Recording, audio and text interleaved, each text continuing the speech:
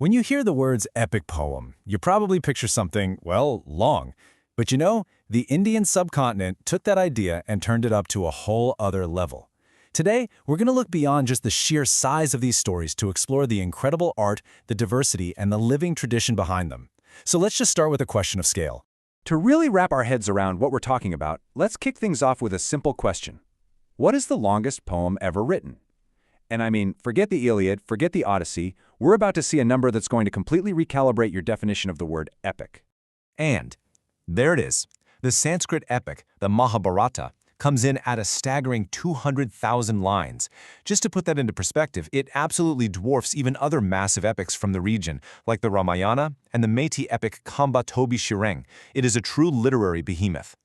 But as mind-boggling as that number is, believe me, size is only the beginning of the story here. The real richness, the real magic of Indian epic poetry lies way beyond its two most famous Sanskrit titans.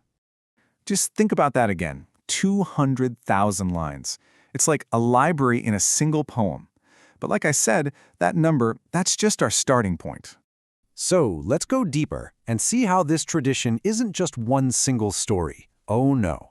It's more like a rich, vibrant tapestry, woven from dozens of different languages and cultures. The variety is just incredible.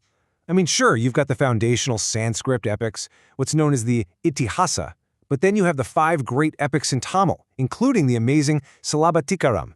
In Manipur, the Metis language has its own national epic. Go back 1,000 years, and Kannada poets were already adapting the Mahabharata. And in Telugu, it took a whole trinity of poets, the Kavya Triam, to compose their version. So you see, this wasn't one single tradition, it was a whole bunch of them, all talking to each other. So the big question is, how were these masterpieces actually built? Well, it wasn't random, not at all. There was a specific artistic framework. You could almost call it a science of poetry, known as Kavya. And at the heart of everything is this idea of Kavya. Now, this isn't just about telling a good story. The tradition puts the highest possible value on the artful expression of meaning. It's all about the how, not just the what. Right. So a poet wasn't just some storyteller. They were more like an architect. They were working from this really sophisticated blueprint, and they had to follow very specific principles to construct a literary masterpiece. So what exactly was in that blueprint? Let's take a look under the hood and break down the core components you needed to build what's called a Mahakavya, a great epic. Okay, so these 5 ingredients were absolutely essential.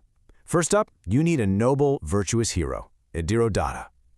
Second, the plot has to be grand, based in history, and it has to move through these logical stages called samdhis. Third, it's got to be packed with specific required descriptions of cities, of oceans, of seasons, love, battles, you name it. Fourth, the whole work has to create these dominant emotional moods, or rasa. And finally, it has to end with the hero's moral triumph. See? This wasn't just art. It was a science of creating literary greatness.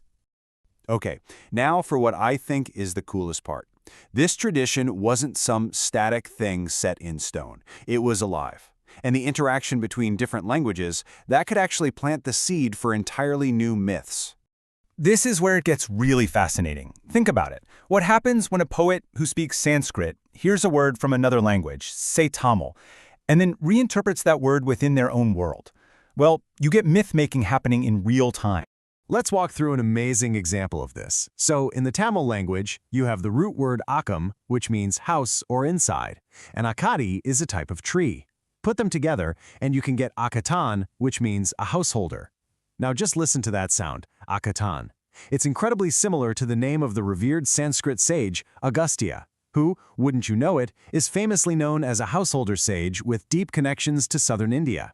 A whole myth could literally be born from the sound of a word. And this quote just hits the nail on the head. To understand the myths, sometimes you have to be a language detective. The biggest clues are hidden right there in the words themselves, hiding in plain sight. So what's the big takeaway from all this? It's that Indian epic poetry isn't some collection of dusty old relics in a museum. It's a living, breathing ecosystem where stories and languages and cultures have been bumping up against each other for centuries, constantly creating new layers of meaning. Which leaves you with one final, really fascinating thought, right? If the simple act of one language mishearing another can give birth to a myth as powerful and enduring as Agastya's, what other stories are still out there, just waiting to be told, hidden in the words we use every single day?